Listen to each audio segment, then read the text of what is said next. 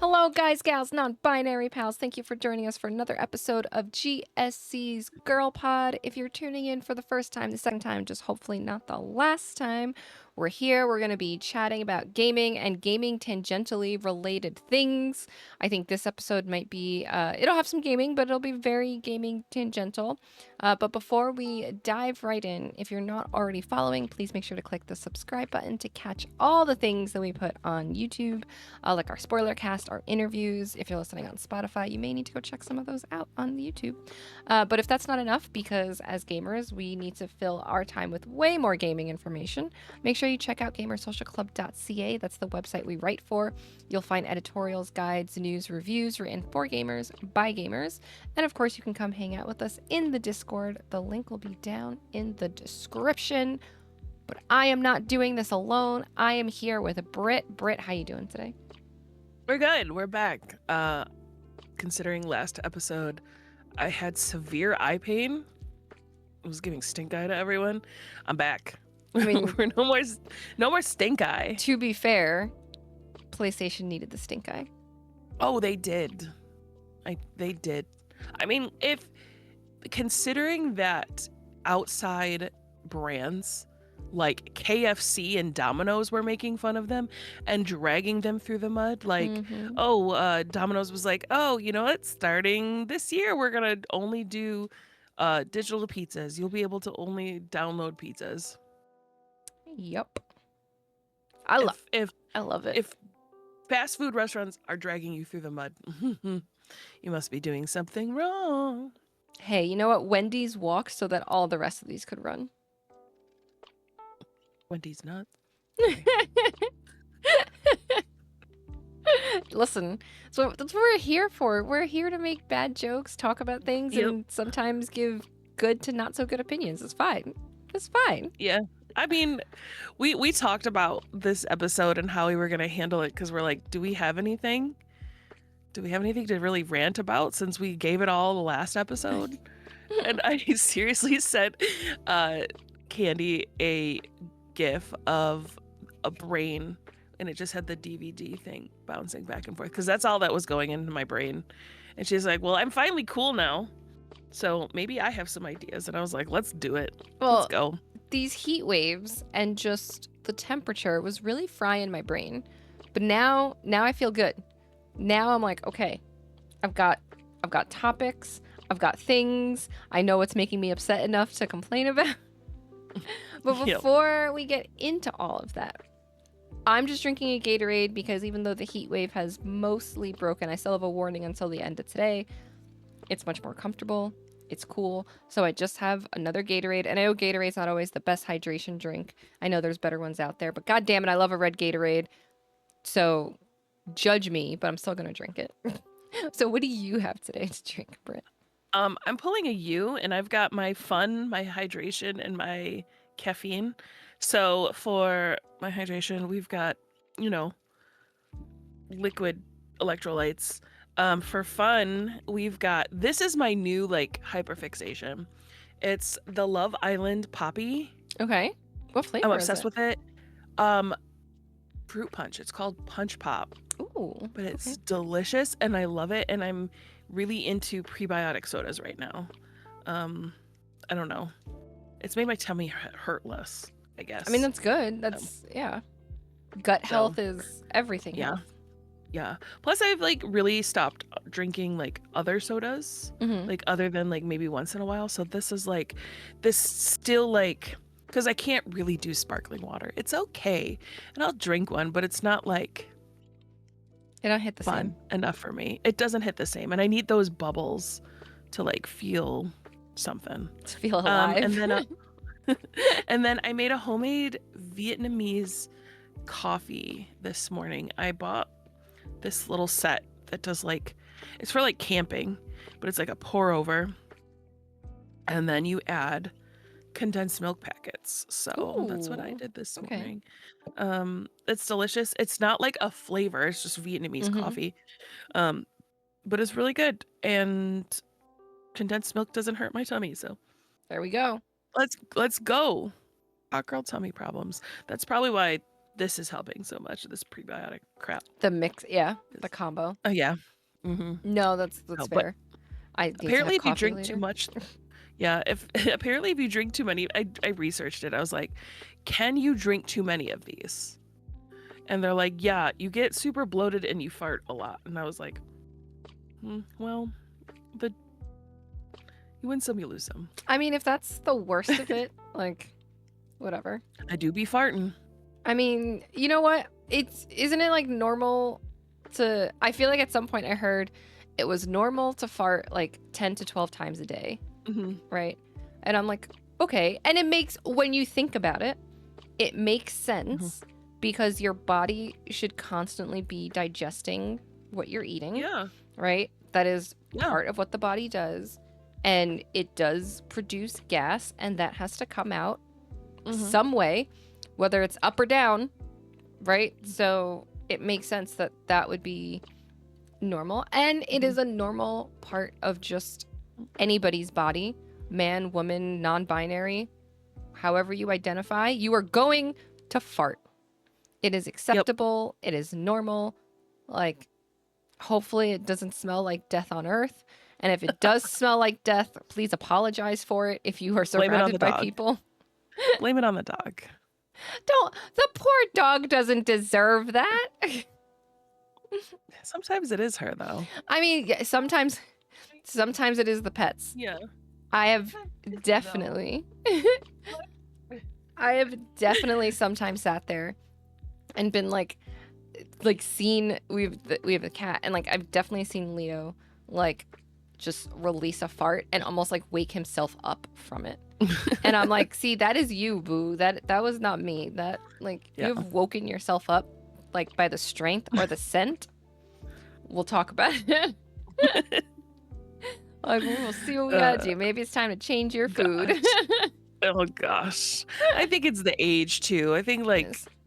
I think the older we get, we just like have like a release of inhibition and we're just like, go for it. Just do it. Just go for it. Just go for it. Just fart. Listen, if you can't That's why fart around someti- your partner, y'all ain't that deep. Nope. Nope. Like love and life lessons from Candy. You don't have and to Britt. laugh at them. Like you don't have to laugh at farting in front of your partner. Like I mean, each to each his own. My husband and I think it's the funniest thing ever. Yeah. In our 30s and still laughing at fart jokes. It is what it is. It's fine. But if you enjoy what cannot, can. absolutely. But if you feel uncomfortable farting around your partner, I need you to reconsider what's happening in this relationship. Oh yeah. Like, Oh yeah. that's your relationship takeaway from this episode. Oh, what a relationship takeaway. My goodness. But it's true. Fart in front of your partner. Yeah. I mean, again, apologize if it smells like something died in your ass, but No, you look at them until they realize that you farted, and then you evilly grin. And you go, or "Yep, that. Or that. it's me. No, I did that. I made this. I made you something." Oh no. Oh my god. I don't have a good transition from farting to a fantasy guest. I want you to know. Our next fantasy guest is a gas. Maybe. You know what? I don't know if he is. I don't know if he is, but what I will say is I got a lot of questions and I got a lot of concerns. Okay. So my fantasy guest is a gentleman who I had not heard this name before, although he has worked on a few things. I know I'm trying to build up the tension. But I know I'm also trying to separate like the timing from like how do I like. It's not going to. We're I not know. going to separate farts in our next guest. I know. They're just going to have to It's live fine. with that. We'll have to apologize when they're on the podcast. one That's day. true. That's true. So this gentleman is Christopher Monfett, who recently was announced as being attached to the Persona live action series coming to Netflix. Now, Okay. I love the Persona games. I've spent a lot of time with them, right? We had characters from Persona 5 on top of our wedding cake. I have cosplayed as characters from Persona 5. I do not fucking want a live action Persona, right? Okay. And I definitely do not fucking want a live action Persona from Netflix, because Netflix also did a Death Note live action where they decided it would be a great idea to Americanize it, and fucking no, it was awful, right? Just because Netflix might have maybe sort of kind of scored with One Piece doesn't mean that they should continue taking IPs from Japan that happen to have worldwide fandoms and making them into live action series. I don't think Persona should be a live action series. Persona already has animations based on games that have come out in the Persona series. I don't want a live action series, right? I think that Persona, as it is fantastic. It has great storytelling, but I don't think it's going to translate very well into a TV series, right? I think part of the joy is the like exploring things in the different ways as you do, like as the main character, right? Basically like choosing your own adventure until you have to do certain things, right? So the going to school, and then who you spend your time with at school, and then what you do after school, what you do at night when you unlock that. Like all of these things are what has made Persona really grow from its roots, right? And I really say from its roots because Persona 1 and 2 were a little bit different. And then 3 started to introduce the social link, and it has continued to evolve since then, right? And there is a reason that the Persona series, with all these evolutions and the way that it has grown, is or has surpassed its predecessor, Shin Megami Tensei, right? Because Persona is technically a spin-off of another series called Shin Megami Tensei. Shin Megami Tensei doesn't have as much of like the social link component. It's definitely darker in tone, right? You know, it's not, it has a different sort of polish to it than what the Persona series has come to be known for, right? The Persona series, it's like banging music, characters are amazing, the anime aesthetics, like there's so many things that when you think of Persona versus Shin Megami Tensei, there's a big difference there, right? And both are good. I'm not saying that they're not good, but there is a reason that Persona has surpassed Shin Megami Tensei, especially when you're thinking worldwide audiences. I don't see how you translate this very well into a live action TV series, right? And then when I look at some of these other people that are like attached to it, it's like Sean Levy, Dan Levine, and Robert Atwood will also be executive producing. I'm like, what the fuck do you know about a series like this? Right? Like, just because you may know some things about like human relationships, right, and teenagers in TV series doesn't mean that you're the right people to work on this. And I think Persona, especially the last 3 iterations, don't work. The story doesn't work outside of Japan, right? And this was also the problem with Death Note when they tried to Americanize it. The story, in my opinion, doesn't work, right? So, okay, I know I said I want Christopher Monfett as a guest, right? Not just to tell him, no, don't do this, because obviously he's already attached to it, right? But to really sit there and ask, why? Why? Of all the series and all the things that could have been made, that could have been done, why Persona, right? And how do you treat this with the respect that it needs? And how do you come at it from an angle that is going to be respectful of the culture that it comes from, and not, you know, and I don't want to use this term so like whatever, but to not like bastardize it to make it acceptable to Western audiences, right? And again, these are games that yes, there's a true ending, but there are things that you choose. You choose who you want to romance or not romance at all. You choose if you want to have a whole harem of all the characters, or if you don't want to, if you want to have just one girl, right? You choose good ending, bad ending, true ending. There's actually a lot of bad endings, right? And the last three have all also had like a theme.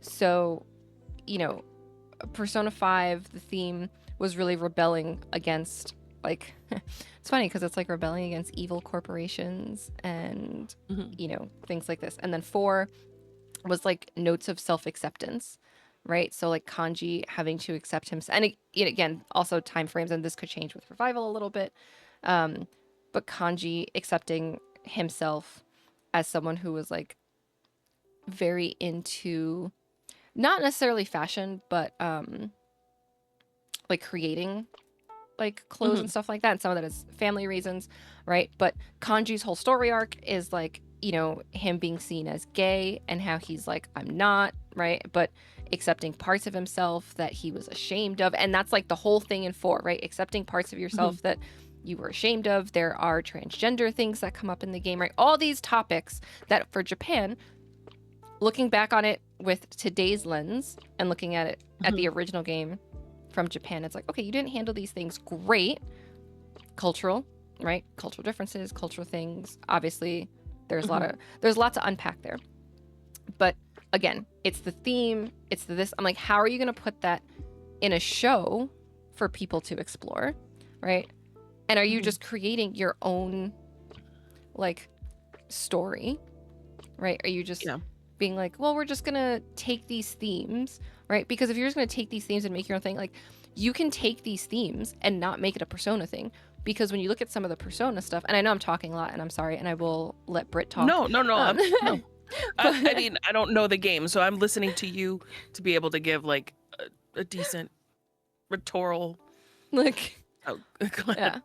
So the other thing with these games too is like, you don't need it to be like a Persona thing necessarily, because the other things that really are strong in the Persona series is the idea of shadows, is the idea of like the collective unconscious, like the shared human experience, versus like individual memories, versus our true self. All of that is fucking psychology, right?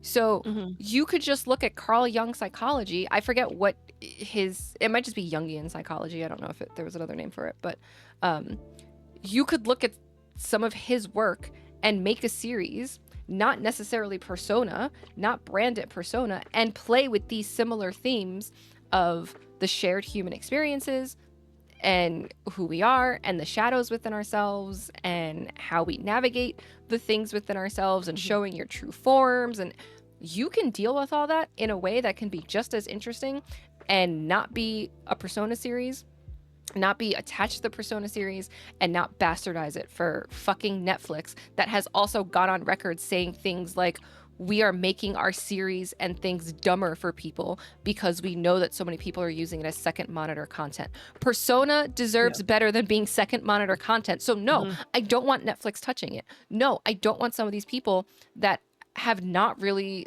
done much of anything, right, that would be similar or as good, right, to fucking touch this series, right? I just don't think it's a series that is going to translate as well. I don't think it's a series that's going to be adapted as well, right? And in Japan, they do lots of live action things for Persona, right? As silly as it is, they've taken the video games and taken part of it and made it like stage productions, right? But that is a very Japanese thing that they do. They've done same thing with like anime, right? And I'm like, Spirited Away. right. Spirited Away just announced that they're coming, and I was like, how would they do that? And it's beautiful, but you also have to remember who did it. Who is doing it, right? I'm like, look at who is doing it. This guy, right? Christopher Monfett. He, like, the things that he has been attached to, I'm like, this doesn't... Star Trek, right? Okay, fine. And I know that Star Trek has a very big fandom, and I'm not and I'm not taking away from him the fact that he's worked on Star Trek Picard and 911 or 12 Monkeys. Like, I'm not taking that away from him. Like, obviously you know, people have somewhat enjoyed some of the things that he's done, right? And the only reason I'm What saying does it have somewhat, to do with? But how what does does it, it have to do with Persona? right? The only connection, right, that brings him to Persona, right, is the fact that once upon a time he worked as an entertainment journalist for IGN and G4. Well, fucking hell, okay? I technically can say, yeah, I'm a journalist for a site, right? That doesn't give me the right to go ahead and be like, I'm going to work on the Persona series, Yeah. right? So it's just, so again, I will not just, if he was on the podcast, I wouldn't just yell at him. I would say, make me a believer in what you're doing, right? Convince me. Convince me that you were the right person for this. Tell me why you are the right person for this, right? Tell me how you handle this with care.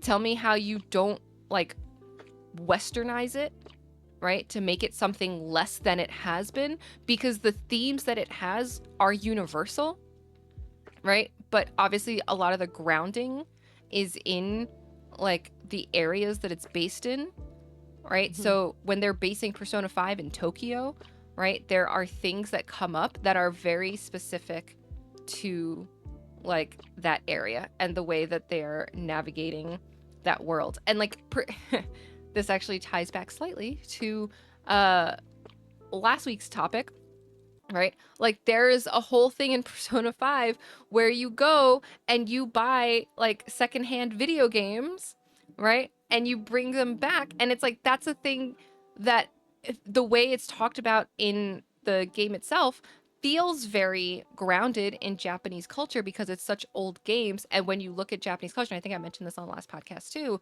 like in some of these secondhand stores, the care that is taken with some of these like games and being able to sell them back, and like you could buy a Game Boy that still works beautifully and has no problems in a place like Japan because of the way they care for their items and blah blah blah blah. And some of that is like wrapped up into like the game, and there's whole scenes during New Year's Eve where they're going and they're praying in shrines, right? So all these things that are tied to the series, right? How do you do that for Netflix, who is dumbing down their content? Do not dumb down Persona, right? Don't do it, Mm-hmm. because then you're also dumbing down like psychology, right? It's not, I think the thing is, Persona, while yes, it is a game, there are times where I'm like, it is not just a game. People have written about Persona 4 in like scholarly journals when it comes to the treatment of like queer characters, right? So it's like, yes, it's a game, but it has become more than that, Mm-hmm. right? So how do you treat it well? What are you going to do? How are you going to respect it, right? How are you going to make this a thing that will not just like piss people Be a off? blip and blip on a scale. Yes. What is so important in something? Yes. And I feel like with Persona, there's a couple big things that I've never played, but I have seen gameplay. Um, isn't specifically the art style a giant thing with Persona games? Just the Mhm. art style itself. So how is that going to be celebrated in live action? But also, what are you doing to make nods to that? Because Right. because going from an animation style to live action, very Mhm. different. How are you going to highlight that? Because if you don't, is it really Persona? Is it really screaming Persona? Because we all know if we did a live action, let's say, um, Stardew Valley, you've got the pixel style. Mhm. How would you really make that come across without it kind of feeling cheapened? Right. If that makes sense. Despite it being, you know, the production quality, people are like, well, live action compared to cartoon or artistic drawings, well, the production value for live action is just better.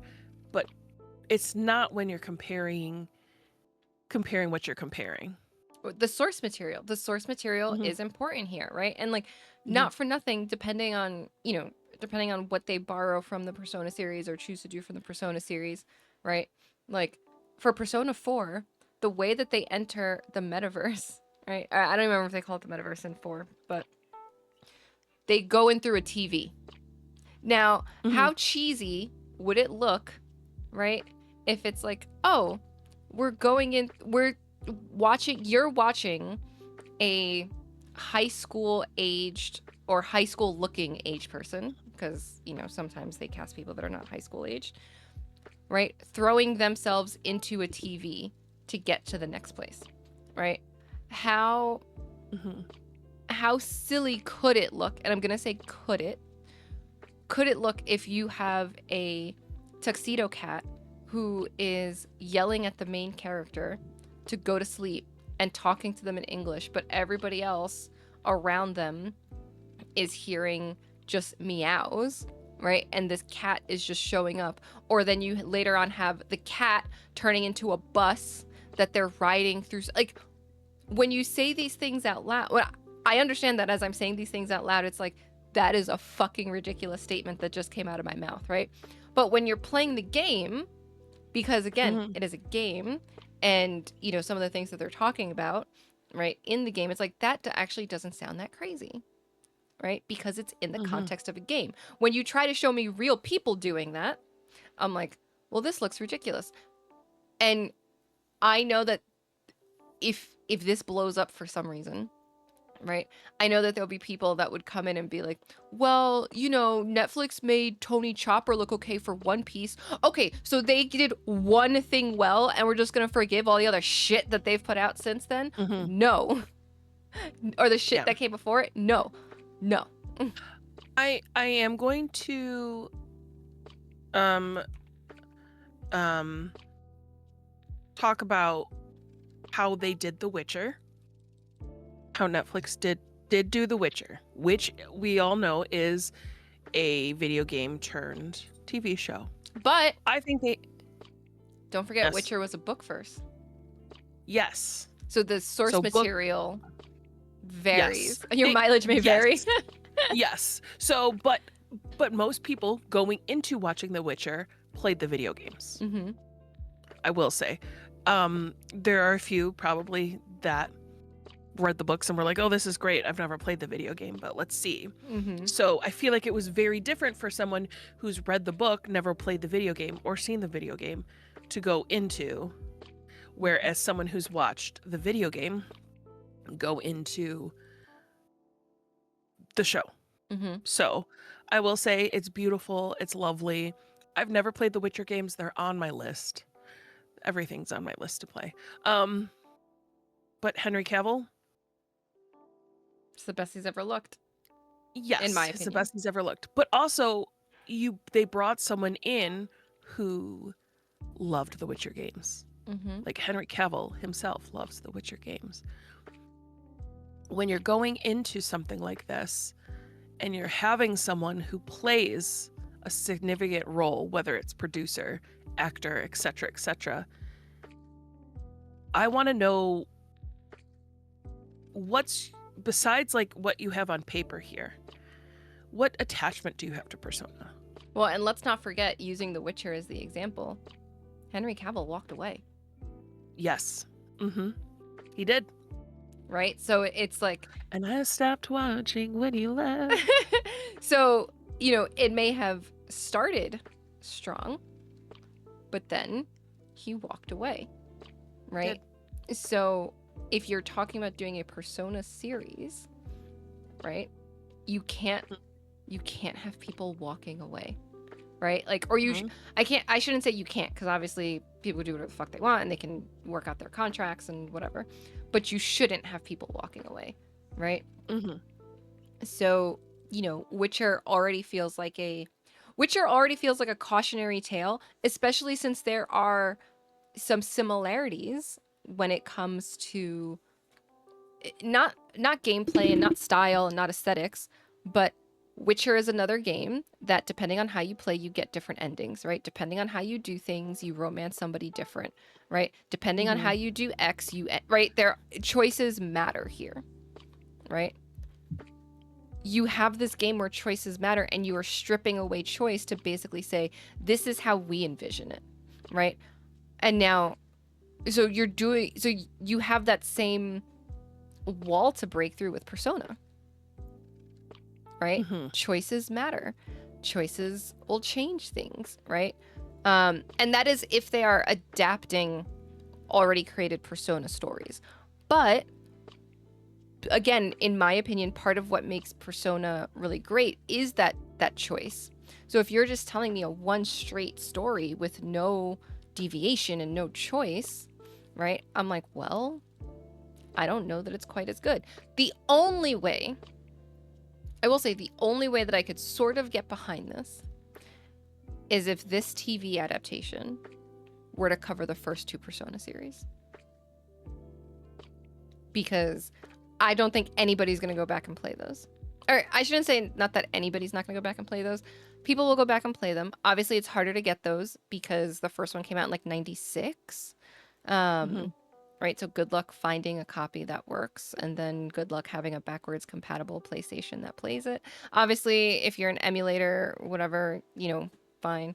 But, so those are older. Those are also more difficult games. They also don't have as much variety and choices as 3, 4, and 5 do, right? Because again, they were Mhm. different. 3 really changed the way that the series worked.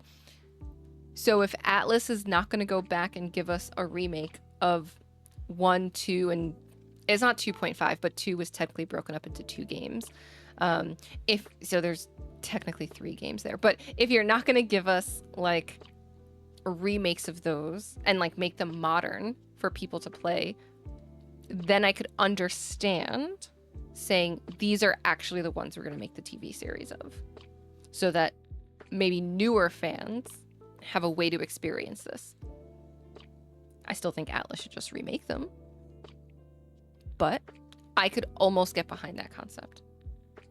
And they'd be like, okay, fine. I still don't love it, but I'll accept it. Mhm. But so I'm just like, I want Christopher here to convince me. Convince me that Yeah. this is a good idea. Tell me why it's a good idea. Tell me how you treat this with respect. Tell me what it means Do to you. we think that Netflix is the people to do it? Now, No. so we have I'm going to reference a lot of other video games turned Mm-hmm. TV show. Last of Us, done by HBO. I feel like they did a fantastic job. Not just because it has Pedro, okay? I That was a I great wasn't gonna say addition. anything about That was a Pedro. great addition. I wasn't just talking to you. I was talking to everyone else who knows my obsession. I feel like they did a great job incorporating, because we see in some of these games, and I'm going to go back to art style, is The Witcher, as more games got released, the more realistic we're looking Mm-hmm. in games. Last of Us, very realistic looking, it's more story-esque like looking. It's not just, you don't get the cartoony feel. Yeah. Anime-esque. And if we're comparing like that to it makes a lot of sense when you're doing to do a live action because of Mm-hmm. just the art style. Now with Persona, it's more anime, correct? Yes. Mm-hmm. How do we do that without butchering things? And that's how I feel like with OneNote, like how do we make these live action things without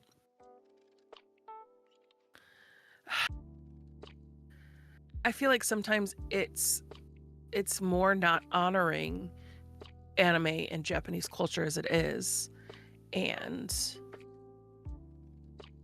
kind of, I don't know, it's just hard to go from that anime to live action Mm-hmm. and give justice or give to anime. That's why I feel like we've never seen a live action Sailor Moon. Not here. Yeah, not here. Or, I Not, shouldn't fully say not here.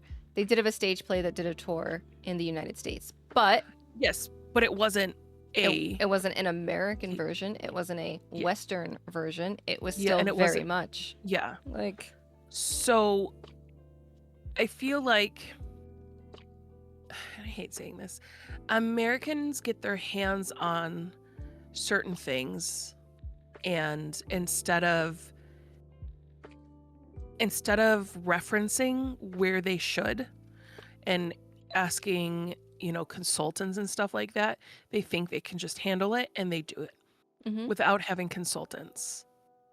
I Yes. watched recently, I don't remember what I watched recently.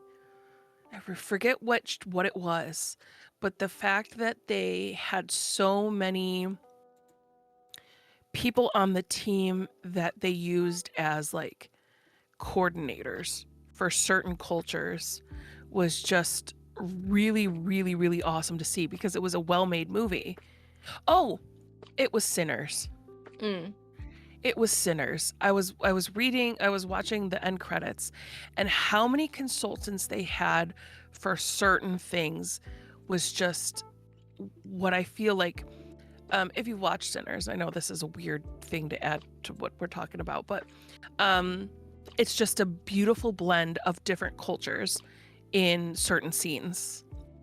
Where they have, like, is it the music and dance scene Mhm. in Sinners, where they're all in this room and they're talking about cultures that people have brought and the pain brought on shoulders and things like that. And they had consultants for everything. And it was just, okay, we're taking people's, because it's nothing to just joke around and just, because that's how you bring stereotypes. That's how you bring icky things into something that's beautiful. Mhm. So are we 100%. hiring anime consultants? Are we hiring Japanese consultants? Are we hiring the right people to make sure that we aren't butchering these things? And that's what I want to know. Who do you have on your team? Who are you consulting? What prerequisites do you have besides the movies you've done? Mhm. Are you a fan of Persona? Have you played the games? What, like, other than I used to write for video games. I write for video games too, but you don't see me trying to go write about GTA. Have I played GTA? Yes, but not to the extent of some of the writers on our team. Mhm. Like, so do you think I'm going to go make a movie about it? No. Like, Right. these are the things I want to ask. What beyond being around or lightly brushing elbows with these things do you have in your prerequisite? Who Yeah. are you consulting if you don't know these things? Mhm. And what makes you think that you can attempt this type of art style will transition to live action? Right. Those are my questions. Those Right. are my questions. And I feel like, sure, it might not be the content. You're the person who knows more of the content than I do. But the other things are what people pay attention to. If Mhm. lighting and just, outfits and things like that are huge when immersing someone in a movie or Mhm. show or something. If something is off from the game or something is anything, their hair wasn't pink in this show, blah, blah, blah. Like, People will point it out. people will point it out, and your name will be all over Reddit Mhm. getting called out for it. Yeah. Now, there are creative liberties to an extent. 100%. Like, and someone's gonna be like, that wasn't the right shade of pink. Like, there's always gonna be that one person. But what are you doing to make Persona fans happy? Are you sticking to the plot? There's questions I have that don't relate to the content, but more, everything around. Because this is the same questions I would ask about any type of video game that you're bringing to live action. Mhm. So those are my questions. And he's going to hate us. We're going to drill him. I mean, I think when you're touching something like this, you should be drilled, right? Because looking at the list of people that are like attached to the adaptation so far, right? And that's the other thing. They're calling it an adaptation, right? Which is why I'm like, what are you adapting? It doesn't, and because I'm like, are you doing a different story completely? Are you actually adapting something, right? And obviously there's still little details out right now. But when I look at the list of people, and it's like, he's, gonna write it and be executive producer and showrunner. Sean Levy. Okay, Sean Levy does a lot of fucking Marvel shit. I don't want Deadpool like stuff in my fucking Persona series, right? I don't want it. I don't want Marvel type stuff in my Persona series. That's not what I want. Because they're not even like they're not the same. Sure, they're kick punch type things, but like not really. Like, so it's like I don't want that. Looking at some of these other people, there is this list of people so far as executive producer, which first of all, it's like there's too many fucking names on this list of executive producers. There's 1, 2, 3, 4, 5, 6, 7, 8. There are 8 names attached to this as executive producing. Guess how many are from Sega, which is the parent company of Atlas, which makes Persona. Give me like there's 8 of them, so give me a number. I'm counting this again. I'm not gonna give you a number. There's one from a massive parent company, right? Because Sega's a massive parent company. And when you look at the things that the person from Sega has overseen, right? Not really inspiring confidence, because it's all the Sonic stuff, right? You handle something like Sonic very different than you would handle something like Persona. So are you even the right person to do this? I don't know. But looking at all this, it's like a Shinobi in 1987, Streets of Rage in 1991 as producers, and then Sonic the Hedgehog, Sonic 2, Sonic Drone Home, Sonic Prime, Knuckles, Sonic the Hedgehog 3. I'm like, that's everything you've done previously. So you are the representative from Sega that they have put on this project. There was nobody else. Nobody with a different background, right? And then you look at the stuff that he's producing moving forward. Angry Birds Movie 3, Sonic the Hedgehog 4. Then you finally have House of the Dead, also very different, Persona, Outrun, and Golden Axe. I'm like, this is not helping to inspire the confidence. So I really need that confidence and that care and all of that to then come from the showrunner, who's also the writer. And so I'm like, I need you to convince me, because when I first heard this, my initial response was just no. Just no.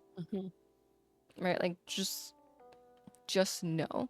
And I would love to be proven wrong. Like, please, go ahead and prove me wrong. But I don't know that that will happen, because Netflix has not instilled confidence, right? I mean, Cowboy Bebop, that got canceled after 1 season. I don't even think Cowboy Bebop's that good, but it got canceled after 1 season. Their live action version, right? One Piece is fine, but that's because the fans of One Piece will eat up anything. If you're willing to watch 2,000 episodes of something, you'll eat up anything.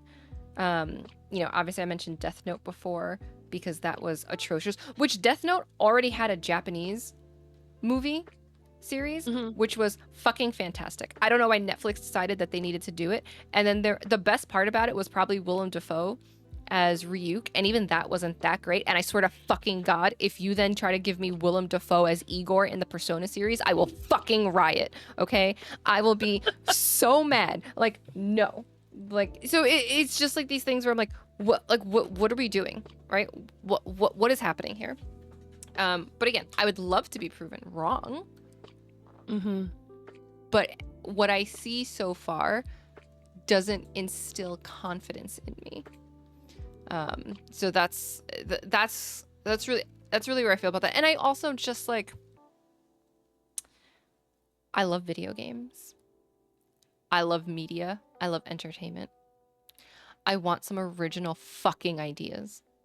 There are so many, like, adaptations of things, right? And anybody who pays attention to both the site and this might be like, Candy, shut the fuck up. Aren't you the one writing about, like, the Cyberpunk Edge Runners season 2 that was announced? Like, yes, I did write about that, okay? Shut up. I am reporting the news in non-biased ways, and I'm giving you biased opinions here, where I am telling you, right, that we don't need all of these fucking adaptations. There's a Sekiro anime coming out. We have season 2 of Edge Runners, although at least that's an original story based in a world that allows for original stories, because let's not forget, again, because, and I don't hate Cyberpunk, but I'm an educated person. Cyberpunk was a fucking tabletop RPG where you created your own stories first anyway, right? So it makes sense that you would then have all these different stories in this universe, and you happen to play one in Cyberpunk 2077, and then you have stories going alongside that in the TV series. Fine, right? But we also have a fucking Life is Strange TV series. We don't need it. We don't need all these, like, video games into TV series, right? It's bad enough that we're gonna lose fucking physical media for our video games. If you then just start producing all these things as TV series, then people won't even play the fucking digital video games that they're gonna be overcharged for. And then we're gonna see a loss of, like, media. Like, stop. Just create new things. You have to tell me that there are some people out there that are talented enough to write new things to be either TV or movies or video games. It doesn't have to be everything. Yes, there are some things that lend itself well to it, right? Like The Last of Us lent itself well, but Last of Us also lent itself well because it was a very linear story, right? Linear story, there is a beginning, there's a middle, there's an end. There is no and they wiggle stuck room. to it. And they stuck to it. That was the thing. They were like, Yes. oh, guess what? All right, if you haven't played the games, shield your ears for like 2 seconds. These games are like 10 years old at this point, and I they've know, but re-released it. They've Okay. re-released these games like 5 times. Come on. Okay. Mhm. They weren't like coming out of left field. Joel lives! Joel lives. He should have. But Joel lives. Mhm. You know what I mean? They weren't like all of a sudden, you know, change the game. Yeah. No, they kept to it. Which I will tell you, if you want, if we're saying don't make them because, you know, whatever, but if you're going to make them, stick to the fucking plot of the video game. Don't just be like, well, guess what? I changed it because it didn't make that much sense. Like when they do book adaptations and they're like, guess what? This person died, this person lived.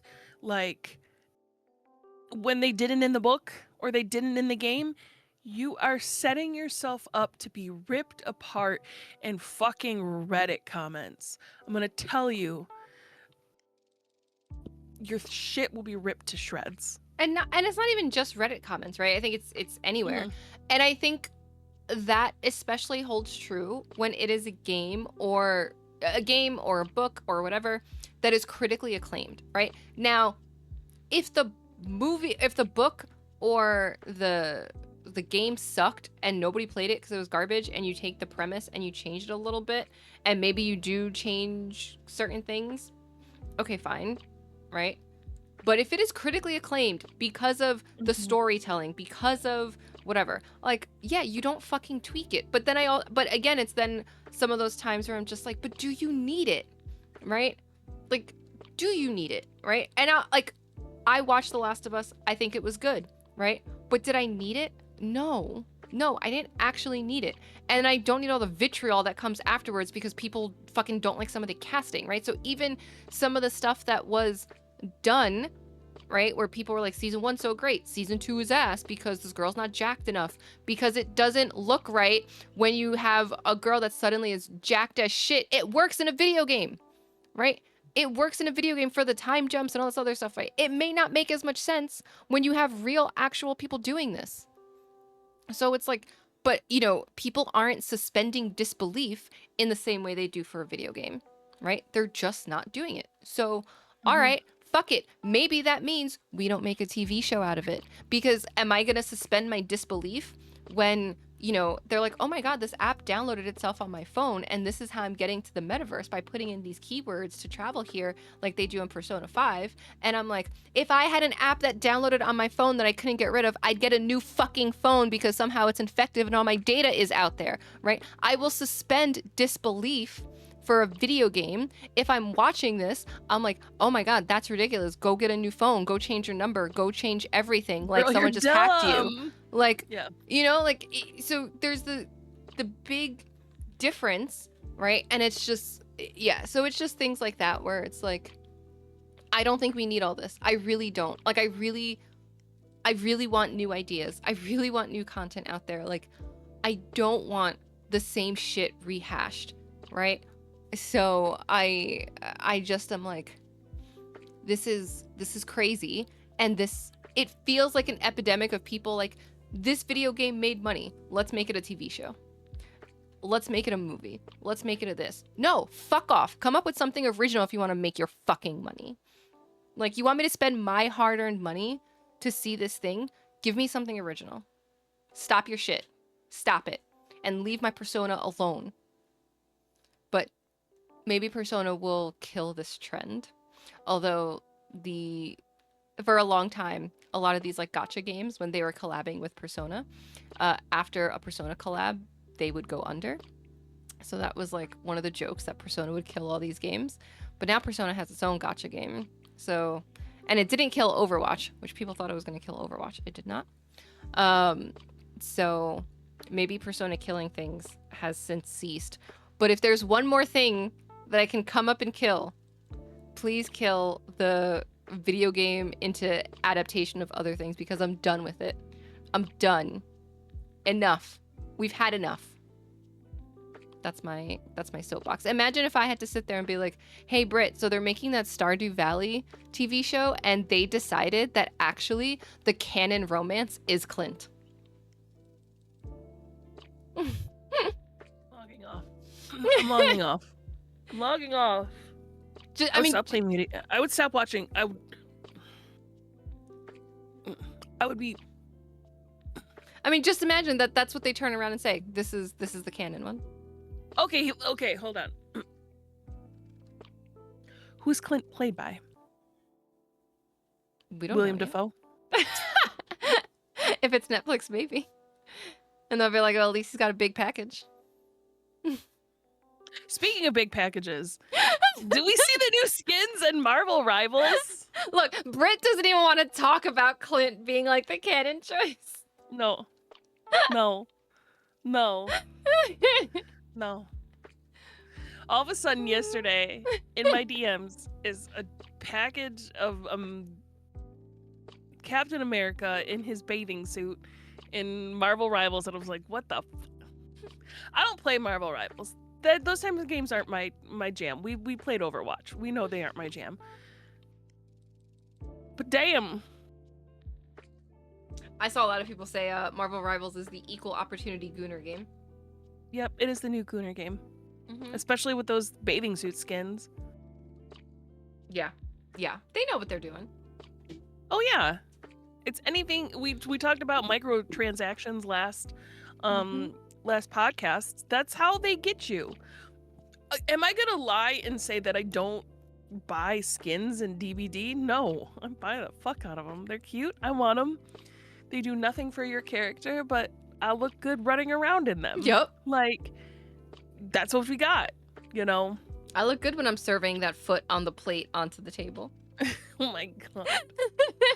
This DVD celebration, whatever, right now is just, it's either amazing, like, it's like best Survivor game you've ever had, or it's absolute trash and we're slugging at 5 gens, and I'm like, this is a game. Yeah. And that I choose to play. That I actively choose to play on a regular basis. Yep. Okay, but who would you want to play Clint? I'm not letting you go from this. Who do you want to play Clint? Who is acceptable if he's gonna be the canon choice? Pedro. He's Okay, gonna be the canon choice. It's always gonna be Pedro. so if Pedro's the canon choice, but he talks all nasally and still says really cringe things, like, and he's still in Maybe love. he can do whatever he wants. Put him in his little overalls. You do whatever he wants. Look at a little He can do whatever he smile. wants. Look at that. He could technically he could. If you look at Clint, he's kinda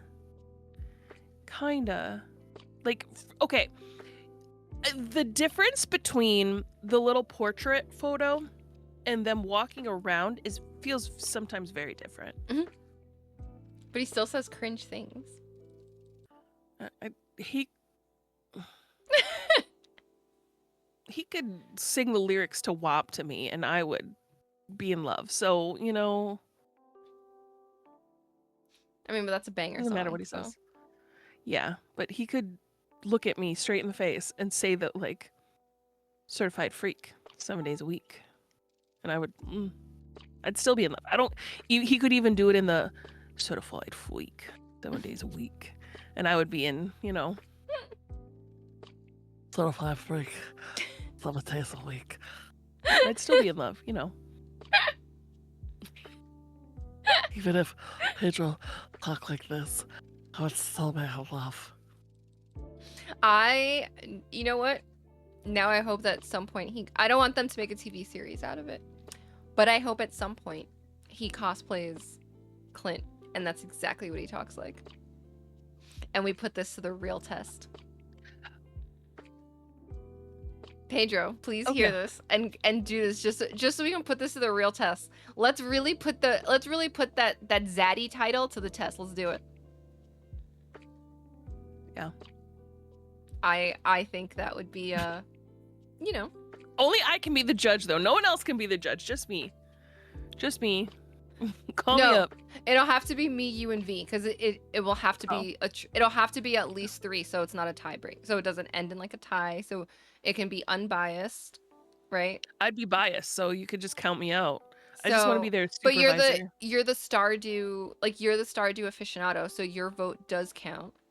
And then me and V not being like as entwined in it, being the outsiders, but me being the one who was trying to defend it on that episode, and then V being on the opposing side. So we'd have a nice trifecta of opinions there. Okay. We should do a Stardew date. I could see a Stardew dating simulator sort of game. Rather than just playing the game, we just date. We just date them. Can they make a dating sim like Dead by Daylight did?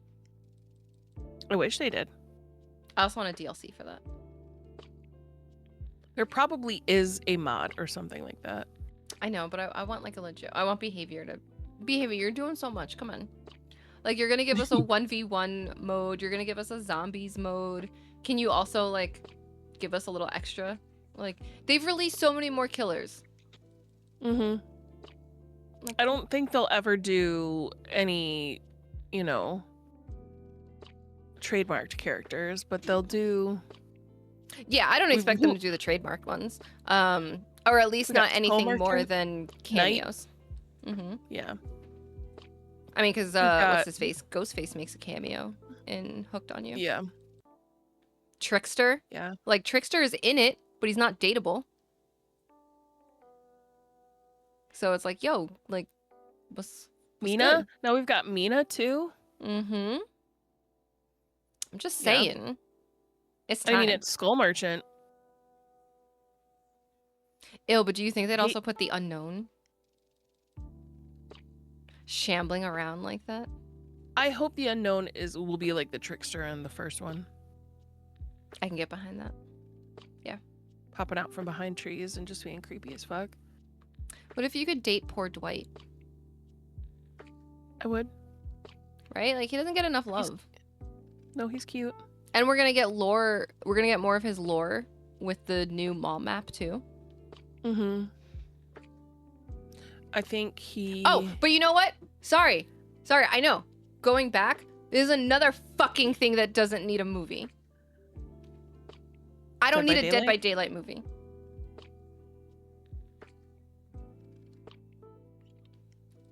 I don't give a shit that you got Yes. some horror guy to do it. I don't want it.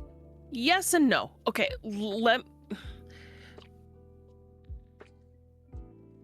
Dead by Daylight has become less of a horror game and just a bloody game, in my personal opinion. And I don't like horror movies. I don't like horror at all. Mm-hmm. In order for it to become scary again, I think it needs it. I don't know that it. See, I feel like I don't know that it does. I feel like the quality of life updates that they're doing will, like, lean back into Yeah. the horror, right? I think Jason as a killer has leaned back into the horror because Oh, there yeah. are times that it is legitimately scary going against a good Jason, right? And same with going against a good Ghostface, right? Going against some really good ones, it is horror. But you have to remember the ones you just mentioned are trademarked. Are And what do they trademarked. have with them? What do they have with them? I mean, the unknown is scary as shit. I think he's just weird. But you mentioned Jason, you mentioned Ghostface, and I'll probably add Michael on top of that. Yeah, but now he's And gone. what do they all have? What do they all have? What do they all have? They have movies. Yes. But Dead by Daylight, see, I don't think they need it because they've put other lore into the series. That's why I'm like, you don't need then a fucking movie. Like I don't to know me, how they're going to. I don't know how they're going to do this. like the with the history of the hooks. entity.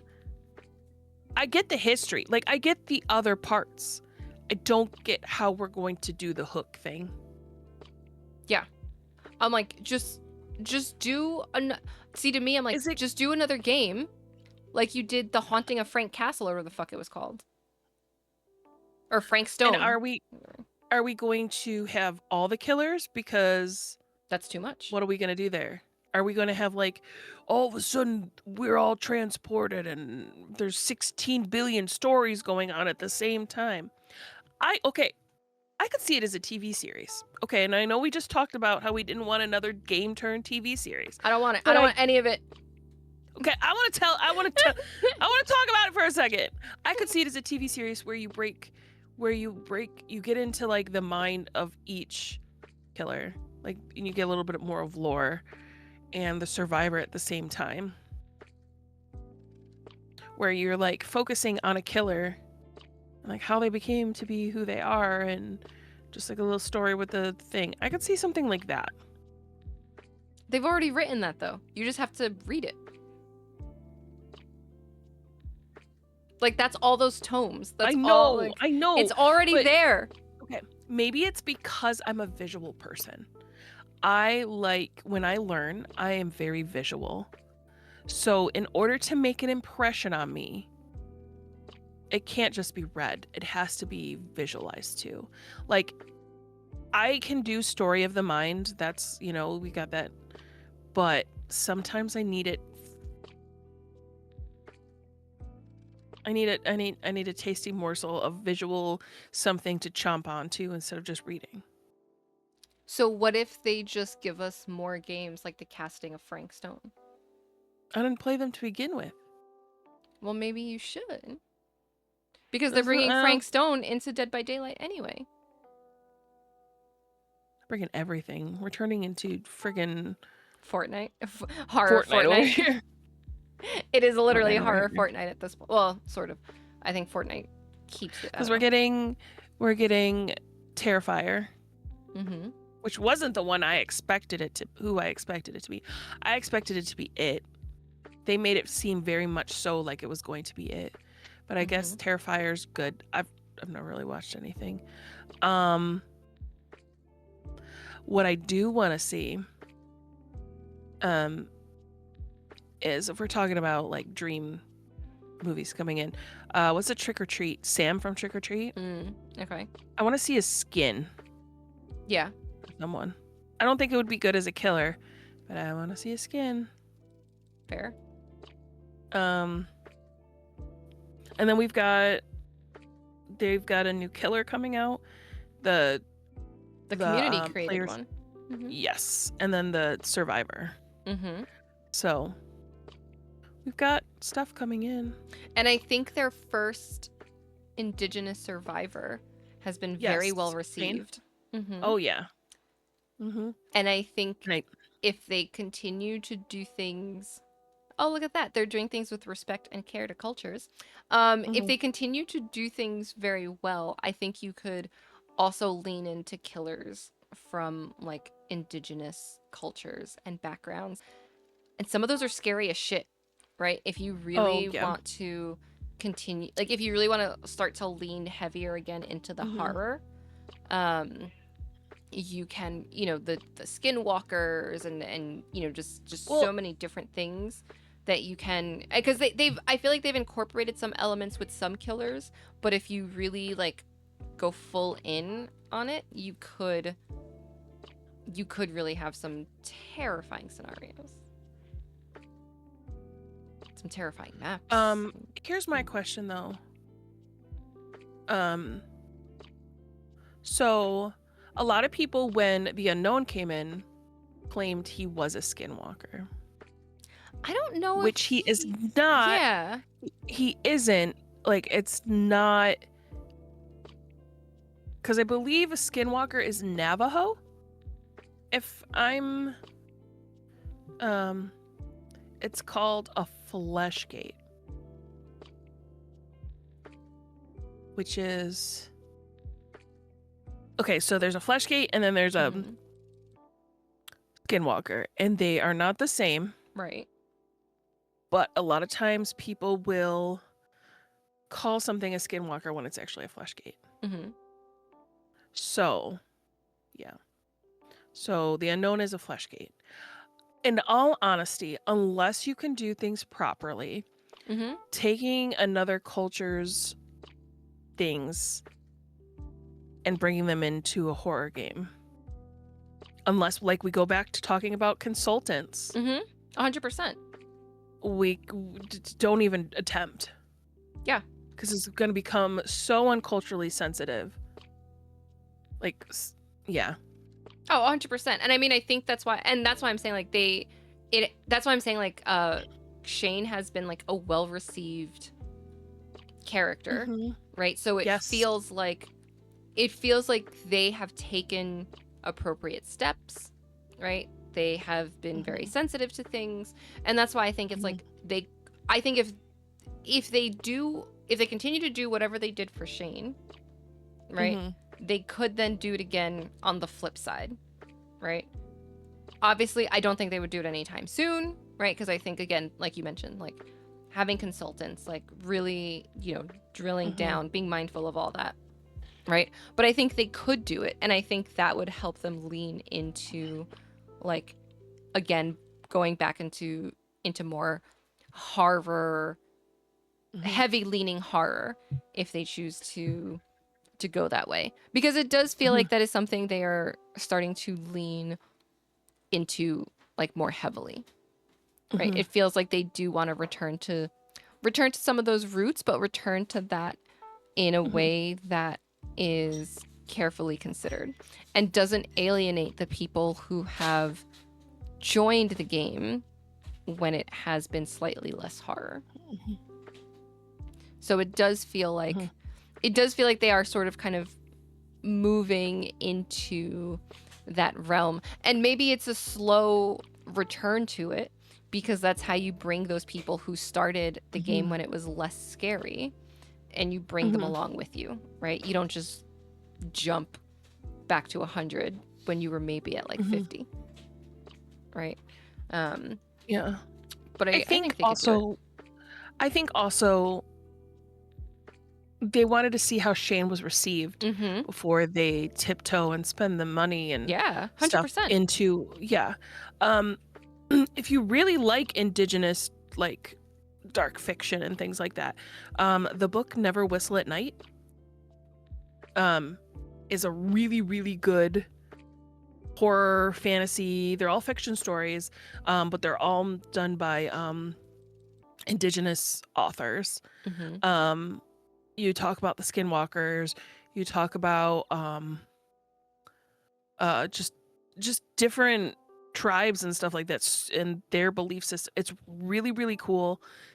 100% recommend it. um it, There's some good writing in there. Everything from, you know, Alaskan indigenous to Appalachia and Mm-hmm. things like that. It's just a very cool book.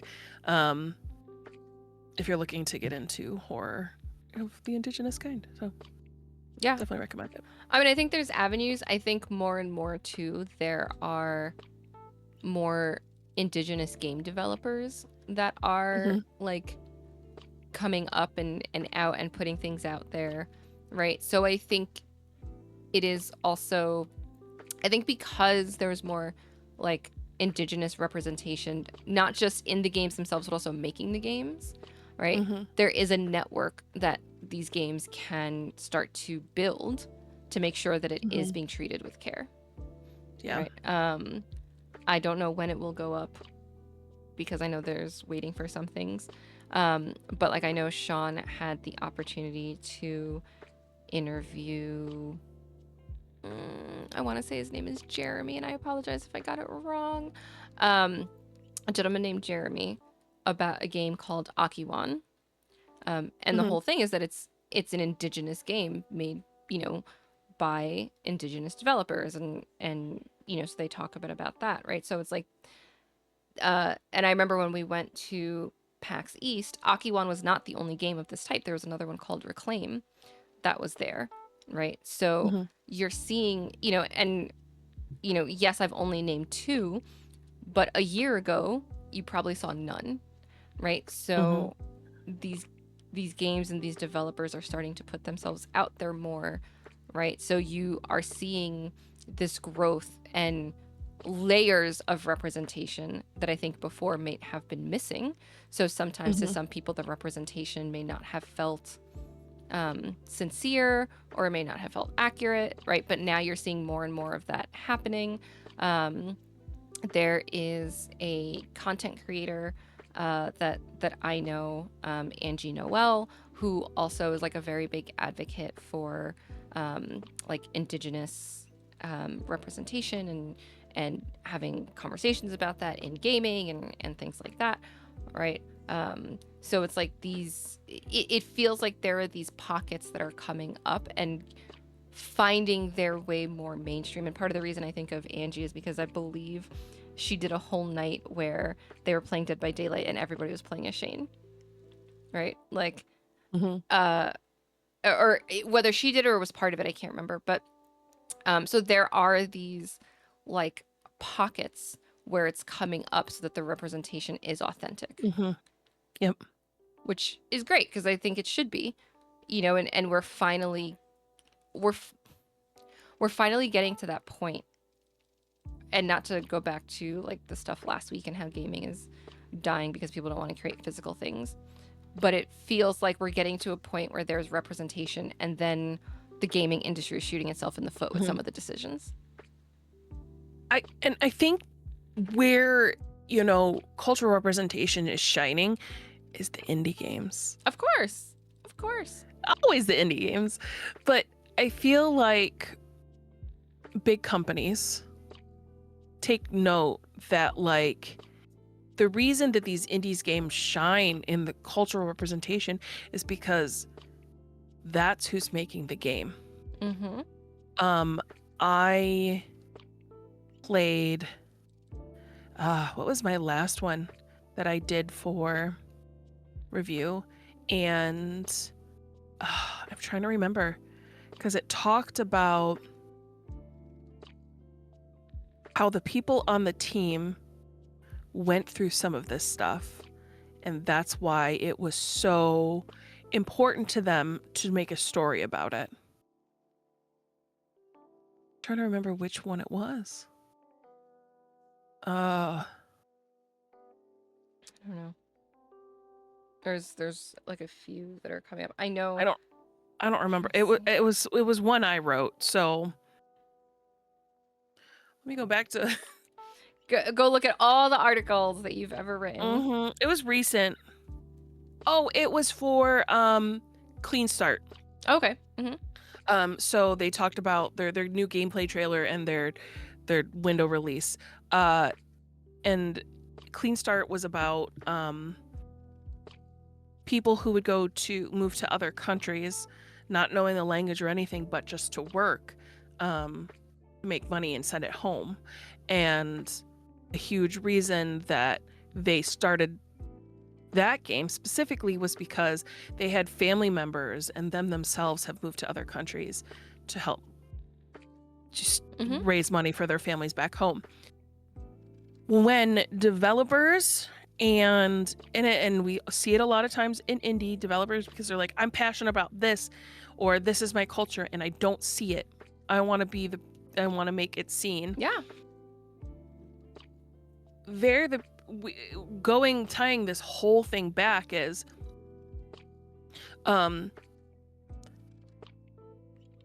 consulting and being the person who holds the knowledge of what is going on, instead of just going on to your own, oh well, I think this is how they would. No, that's how you get things wrong. Yeah. That is how you get torn apart on the internet. That is how you do injustice to things. 100%. Having consultants, having people that do know what they're talking about isn't making you look stupid. It's actually making you more sensitive and have more compassion for your project, because you're making sure you do it right. Yeah. I think that's the thing too, right? Like the indies, I think there's a lot of indie games, you know, and the representation being there because for so long it was like there is not a seat at the table for me to advocate for like this being done well, so I'm making my own table. But I think if you are one of those like bigger companies or someone who's trying to do something in a very specific way, right, then it is your job to bring a seat for that person to join the table, right? And that's why I say it's like, as these developers are more in these spaces, you know, as the indigenous developers are more in these spaces, right, putting themselves out there, because I think like anybody else, right, if you don't feel that you are represented in a certain way, putting yourself out there can also be scary, right? It can also be anxiety inducing. But now that they are putting themselves out there, right, I think it is also now time for some of these other studios, dev teams, whatever, to say, okay, they're here. I'm pulling up this chair for them at this space, right? Like, it should be, you know, I don't want it to always be like a fight, right? And not that it's a fight, right? But they're putting themselves out there. They're creating this really good stuff, right? They're creating these really great games, these partnerships, these characters, right? Depending on what you're like, obviously in Dead by Daylight, it's a character. For some things, it's a game, blah, blah, blah, right?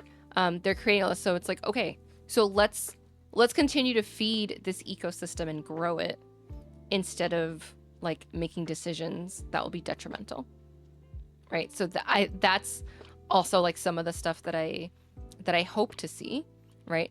And I hope to see those like conversations come up. And as those conversations come up and these stories get told and care is done and it's crafted, we'll also get original ideas, so that way they don't need to just keep remaking the same fucking games or make movies and TV shows out of the games that don't need TV shows and movies made. Just saying, you know, just to bring it all back. Yeah. I think so often this goes back to like Americans making a game that was written by Japanese and taking it and they're like, oh, I'm gonna do it my own way. It's just frustrating. Yeah, I think you know, it's not always gonna work. It's not gonna work. I think more times than not, it's not gonna work. I also just I feel like it opens itself up to just a lot of criticism, and not constructive criticism, just criticism for the sake of criticism. And I know I just spent a whole bunch of time complaining about it, but you know, and it's not like it's just, I don't want people to bastardize it, right? There are some things that you can learn and take and grow and adapt, right? And like I'm thinking of Expedition 33, right? Where they were French developers who also came out and basically said, this is like our love letter to JRPGs, right? They did not recreate a JRPG. That is not what they did, right? Mm-hmm. They took things that they learned from those games that they've played for so long. They took things that they were inspired by, and then they created something new, Mm-hmm. right? So it's like you can do that. Like you can take things that you're inspired by and make something new. Why do you have to Mm-hmm. make the same fucking thing? Like why do you have to just stop recreating the wheel? Mm-hmm. Be inspired and do something new. Evolve it. Take it to the next level. Like Mm-hmm. that's what we want. I feel like well, I shouldn't say that's what we want. That's what many people want. Obviously there's people who are like, "Nah, just feed me the same thing." And Mm-hmm. time and place, absolutely, right? I Mm-hmm. know that rewatching and redoing the same thing or something you're familiar with can help if you're like dealing with anxiety because you know how it's going to go. There's like, whatever, there's studies for that, so on and so forth. But there's also a contingent of people that want new content, that don't want remakes, that don't want the same thing refed to them, repackaged to them, right? Like that is the audience that will help bolster things into the next era, the next generation, the next whatever, right? So where is that? Like can we continue moving in that direction? If people want to replay things or rewatch things, it is still accessible to them. Can we take the next steps? That's what Yeah. I want. That's what I want for media in general, and I don't want like Western corporations bastardizing things. I want it to be done with care, consideration. And if you just can't do it because it doesn't translate in that same way, just don't fucking do it. Don't do it. And I Yeah. think Persona is one of those things that is not going to translate. And I think Mm-hmm. that's why sometimes, like Sekiro probably wouldn't translate in a live action. It's getting an anime instead. I don't think you need it. I'm never going to play Sekiro, but people will, whatever. Like, I think there's a way if you really want to do an adaptation. I don't think live action for Persona is the way. So, Christopher, convince me. Yeah. Tell me why I'm wrong. Yep. I'm stubborn And though. who's sitting Tell me. and who's sitting at your Persona table? Who is on your team that you feel is qualified to help you do this and do it correctly? And there better be That- like a that- psychologist somewhere. Someone Yeah. who understands Jungian psychology should be there, right? Because if you're talking shadows and you're doing all these, like that should be there. There should be more representation. I think there should be more representation from Sega. I think the people who have worked on the Persona series for so long should have some say in what's covered, what's not covered, right? Because you're gonna need a character like Igor. You're gonna need the Velvet Room like staff, however you choose to do that, right? And also, I don't want you to make it fucking creepy. And there are aspects of the Persona games that are fucking creepy, and I don't mean creepy like horror creepy. I mean sometimes a little creepy with like, the adult doctor who is romancing the high school boy. But again, Japan, right? Age of consent being a little different in Tokyo, right? Saying that they're 17 and again, right? And I am not saying this is right, wrong, or in between, right? But cultural context is very important. Do not show me an adult doctor who was romancing a high schooler in a Western like setting. Don't do it. Right? Don't show me someone who bleached his hair in a Western setting and try to tell me he's the rebel when people do that shit all the time. But that is like a small act of rebellion in like Japan, right? Little things matter. And I know it is slowly, fashion and different styles are evolving in Japan, although they did elect a much more conservative prime minister recently. So, so we'll see. But things are changing. But I also I just don't want a westernized Persona. Don't do to Persona what y'all did to Death Note. And I just don't trust. Maybe I would have trusted almost any other company over Netflix. I think so too. I think HBO would maybe a better candidate. HBO could. I don't know if they would have. I don't think anybody would be the best, but they probably could have been better. Yeah, the better candidate. Mm-hmm. And Not a Disney, yeah, that's for sure. you know who's a better candidate? No one, because it shouldn't be done. She's spitting facts. Spitting facts. See? So what have we learned? Pedro as Clint. No Persona adaptation. See? I'm just saying. And who would they cast as Abigail? And would she be okay with eating rocks?